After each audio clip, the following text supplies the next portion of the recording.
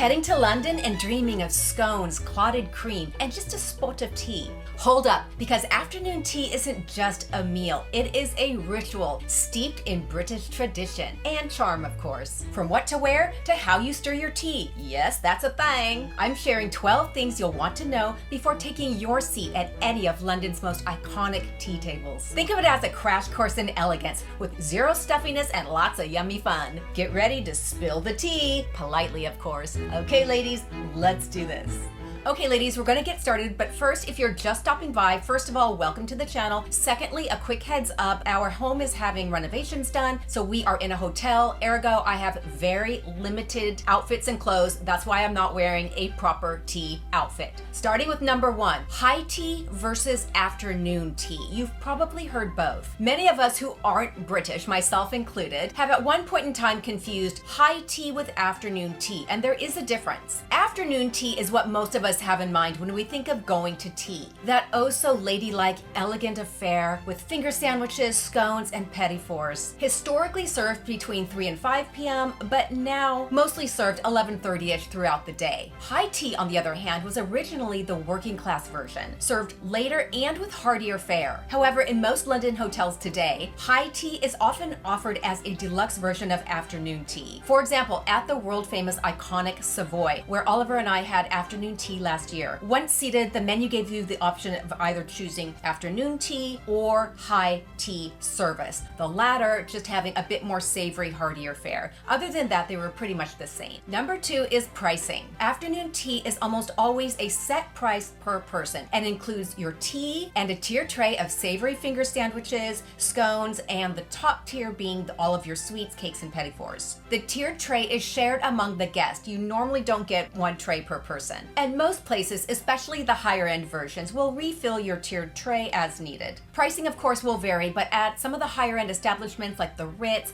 the Savoy, plan on £80 per person for tea. The dress code and what to wear. All right, so although it will vary from place to place, generally speaking, you're going to want to think smart casual to elegant. Now, if you're somebody who loves to watch style videos only to comment, I'll wear what I want and I don't care what anybody else thinks, you can skip this one and go to number 4. For those of us who clearly understand that we can certainly wear what we want and dress appropriately at the same time, here's the general rule of thumb for tea in some of the higher end hotels in London, like the Ritz, the Savoy, Claridge's, and the Goring, to name a few. For my ladies, think elegant, feminine with a nod to modesty. A tea-length dress, a midi skirt, a tailored trouser with a beautiful pretty blouse. Even a lovely tailored jumpsuit. For shoes, flats or a low heel are ideal. I prefer a low heel just because I'm 5'2". I like a little extra length. Light makeup, tasteful, delicate, non-ostentatious jewelry. You'll look perfect. Gentlemen should generally aim for smart casual attire. Think tailored trousers or dress pants, a collared shirt like a polo, a button-up, of course, is always beautiful, and dress shoes. A jacket or a blazer may be required where you're going, but if not, that's certainly optional. Although I think it always looks lovely and elegant, it's your choice unless the restaurant requires it. For example, the Palm Court at the Ritz London does require gentlemen to wear jackets and ties, while the Savoy, on the other hand, does not. So just be sure and check. What not to wear, just as important as what to wear. Sportswear, athleisure, loungewear, no matter how chic and polished, don't do it. Shorts, sneakers, t-shirts, flip-flops, anything too short, too revealing, too casual. Basically use common sense. If you'd wear it to Disneyland, you're probably not going to want to wear it to tea.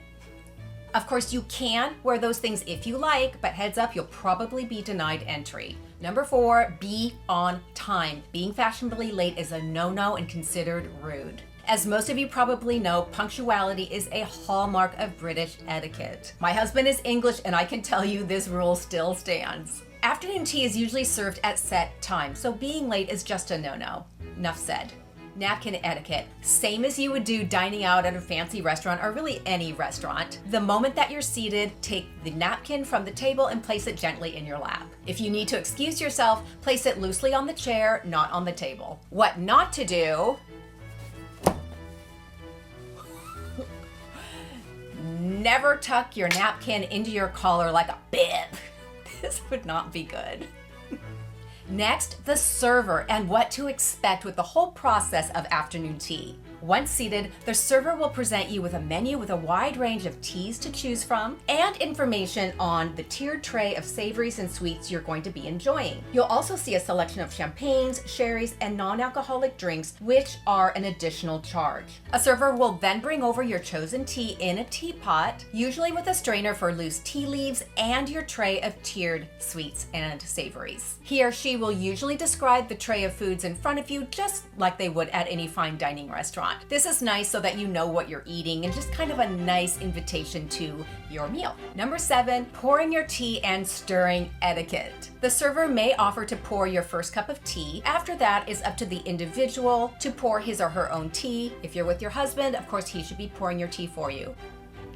Stir the tea quietly without clinking. Okay, I had L'Auberge, that's where we're staying, the hotel, give me this for a prop. I know that it doesn't match the teacup, but that's what they had. Okay, so you want to stir the tea in a 6 to 12 o'clock movement, so lightly back and forth versus around. You don't want to do that. That's a no-no. Place the spoon on the saucer behind the cup when you're done. Easy as that. 2 things never to do. 1, which I just showed you, never swirl it aggressively or clink. You don't want to do that. And never, ever, ever leave the spoon in your cup. Never. This is just like regular dining etiquette, ladies. You don't want to do this. It goes on the saucer behind your cup. Done. Okay, so I feel like a hot mess today. Side note, ladies, listen, afternoon tea is all about relaxing, enjoying, and savoring the experience. Don't overthink it or stress out. I am simply offering guidance and guidelines just to give you an overall blueprint of the experience so that you have a heads up before you go in, and you can therefore spend the time enjoying and relaxing versus stressing and worrying about whether or not you're doing things the proper way. That's all. Listen, if your pinky finger accidentally sticks out when you're taking a sip of tea, or you eat cake before enjoying your savory, no one really cares. The point is, enjoy yourself. I just like to give an overall blueprint because that's what I like before going into a situation with which I'm not familiar. It makes my experience more enjoyable. Okay, number 8, holding your teacup correctly. All right, let me get my handy dandy prop here. Where's my spoon? Oh, of course I dropped it. All right, this is a little heavier than a proper teacup, but you'll get the idea. You want to hold the cup by pinching the handle with your index finger and your thumb, with your middle finger resting underneath for support, like so. Keep your pinky tucked in, not raised. This is a no-no. Although I have a hard time with this, I think it's just how my hand is, but you want to keep your pinky finger tucked in and leave the saucer on the table when drinking your tea. I'm just showing you. So if you pretend like the saucer is here, you just lift, you take a little sip, and you put the teacup back. What not to do, you don't want to loop your fingers through the teacup like this. You don't want your pinky finger sticking out. And of course, never slurp or gulp your tea. Just take a little ladylike sip. This isn't a proper teacup, that's why I'm having an issue. Yum. And finally, ladies, you always want to leave the saucer on the table when drinking your tea. You simply lift the cup to your mouth, and of course, you're not bending over like this. Stand up like a lady, take your sip of tea, put it back. Easy. Number 9, the order of food, savory to sweet. In short, the order in which you enjoy your tray does matter from an etiquette standpoint. The tray is going to be arranged with the bottom consisting of all the savory bites, next, scones with clotted cream and jams, and finally, the top with sweets and petit fours. Begin first by enjoying your savory finger sandwiches, move on to scones with clotted cream and jam, and then finally finish with the sweets or the pastries. What not to do? Don't be me and jump straight to the sweets. The order is part of the ritual and considered proper tea etiquette. Number 10, dealing with your scone. This is super simple. You always want to split the scone with your fingers, not slice it with a knife. Using your fingers ensures a cleaner break of the scone and mitigates a lot of the crumbling and the crumbs that occur if you're slicing it with a knife. Number 11 is just flat out proper etiquette writ large. Phone etiquette. Keep it discreet. This should really go without saying, but silence your phone and put it away. Don't put it on the table. Don't snap pictures. It's kind of just It's not cool to do. If you absolutely positively must make or take a call, step out away from everybody else and take it quietly where nobody can see and hear you. Number 12, how long can you stay? Afternoon tea typically lasts for 1.5 to 2 hours. That being said, some venues like the Ritz-Carlton do have specific time slots, meaning each table is allotted a fixed time, normally 2 hours. Other venues might be more flexible, allowing you to stay longer. Just check.